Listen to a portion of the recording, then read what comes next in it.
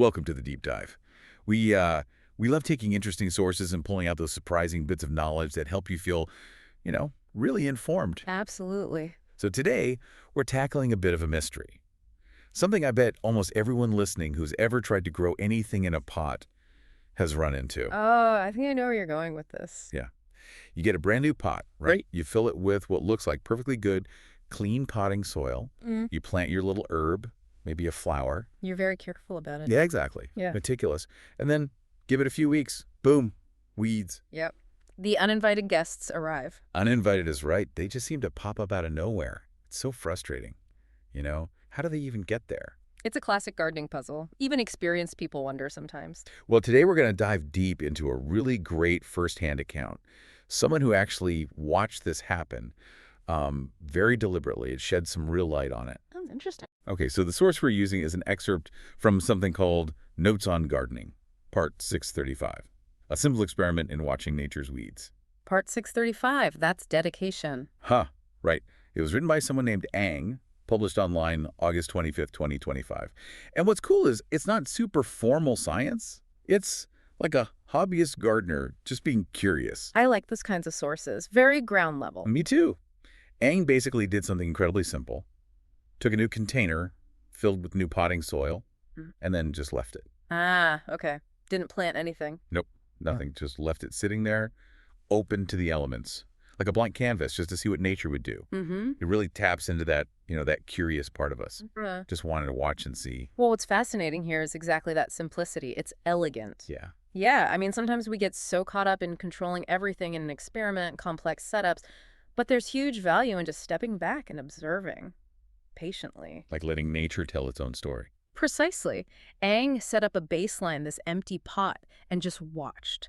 No interference. That kind of direct observation, it often gives us the most fundamental insights, without our own assumptions getting in the way. It's like being a witness. Exactly. A witness to the quiet, constant action happening all around us. And Ang definitely witnessed some action. After only a few weeks, what happened? A whole bunch of different plants started sprouting. Okay, so nature didn't waste much time. Not at all. Mostly weeds, Ang says, but also, get this, some basil. Basil? Really? Okay, that is interesting. Right. The weeds, well, maybe you'd sort of expect that. But basil, that usually buy seeds for. Plant carefully. Yeah, basil doesn't usually just show up, not like dandelions. Exactly. Feels almost a bit magical. Ang identified some of the weeds, too, as several common local weeds that are typically propagated by the wind. Okay, see, that part makes perfect ecological sense. The wind-borne weeds. Right. Tell us more about that. Yeah. Well, seed dispersal is one of nature's, most amazing tricks. Plants can't walk around, so they need ways to send their kids off into the world. And wind. It's a fantastic carrier. Think about dandelion fluff, or those little helicopter seeds from maple trees. Some seeds are microscopic, designed to just float. So they can travel pretty far. Oh, absolutely. Miles, potentially. Even on a light breeze, they're just drifting, waiting to land somewhere hospitable. So Ang's pot, just sitting there. It's basically an open landing pad, a welcome mat, like you said earlier, for anything blowing in from the surrounding environment, maybe even from quite far away. It's this constant, invisible shower of seeds coming down. An invisible rain of potential life. I like that. With the basil. That's the puzzle, isn't it? Yeah, that's the curveball. Because basil seeds, they're heavier. They're not really built for wind travel like a thistle seed is. Yeah. They usually just drop near the parent plant. So how did it get into Ang's pot? Well, that's where we have to think about other possibilities, other dispersal vectors. Could a bird have dropped it? Maybe it ate some basil somewhere else. Possible. Or maybe water splash, like rain hitting another plant nearby and bouncing a seed over. Also possible, even, accidentally flicking it in while watering something else nearby without noticing. Fine. Or, and this is where it gets really interesting, especially for gardeners, what about the soil itself? The brand new potting soil. You think it had seeds in it already? It's a strong possibility. Think about what potting mix is made of. Peat, compost, coir, maybe bark. Right. Organic stuff. Organic stuff that came from somewhere. If the compost had bits of basil plant in it from someone's kitchen scraps, or if the peat was harvested near where basil grew, those seeds could have been mixed in. And just lying dormant. Waiting. Exactly, dormant. We tend to think of bagged soil as sterile, totally inert. But Ang's observation, this unexpected basil, it suggests that soil might carry a hidden history, its own little seed bank. Wow. That makes so much sense. I mean, how many times have you used fresh compost and then seen, like, tomato seedlings pop up or squash or something? All the time. It happens constantly. So the soil isn't blank slate. It's more like a time capsule. That's a great way to put it, a time capsule or maybe a library. Because it's not just one or two seeds. In a natural environment, a square meter of soil can hold thousands of viable seeds. Thousands. Seriously. Oh yeah, it's this massive reserve of potential plants just waiting. Some can wait for years, even decades, for the right light, the right moisture. So Ang's experiment, putting out that new soil. Was basically tapping into this vast, ancient, constantly renewing seed bank, fed by wind, by birds, by water, and maybe even by the soil components themselves.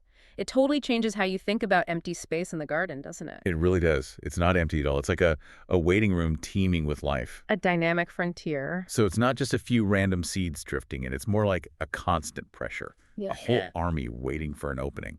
Nature abhors a vacuum, right? Especially a soil vacuum. It really paints this picture of the world just showering down life, constantly trying to grow. Everywhere, you think you've cleared a spot, but you've just hit pause.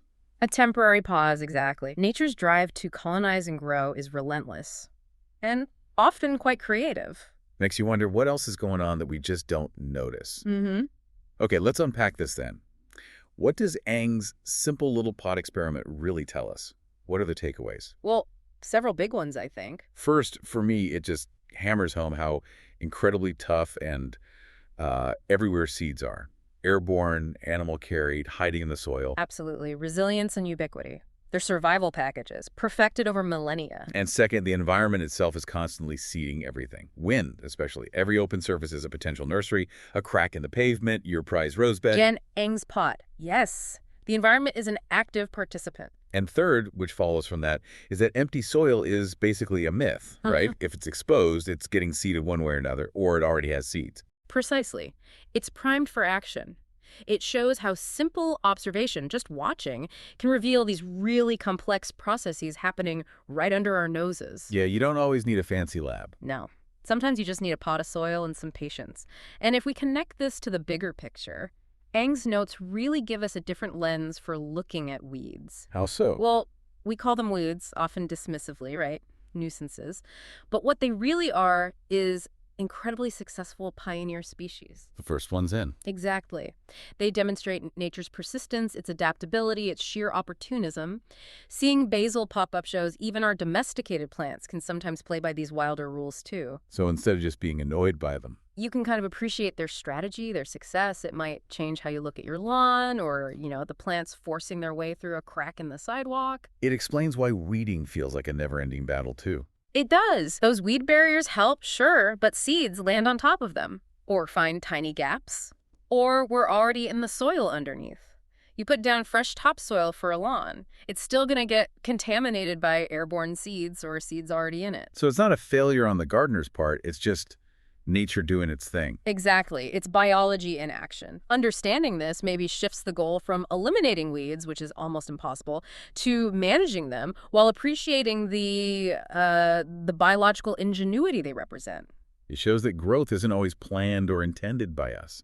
A lot of it is this spontaneous dance. Beautifully put. A dance orchestrated by wind, water, birds, and millions of tiny seeds.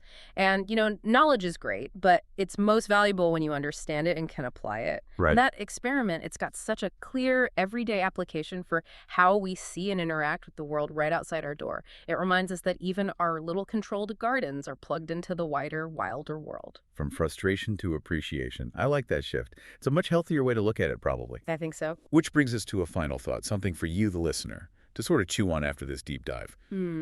If just one simple container of soil left alone can tell us this whole rich story about seeds and travel and resilience, what else is going on around us? What other maybe uninvited guests, not just plants, maybe ideas or opportunities or challenges might be trying to teach us something? Extending the metaphor. Yeah, about the dynamic world we live in, Yeah. right in our own backyards, or maybe even inside our own heads. Could we maybe become a bit more like Ang, more observant of these fascinating processes happening all the time? Just by taking a moment to watch and wonder. Exactly. Just watch and wonder about the tiny sprouts that show up, invited or not. whether it's basil or a dandelion or something else entirely. Something to think about next time you're out there.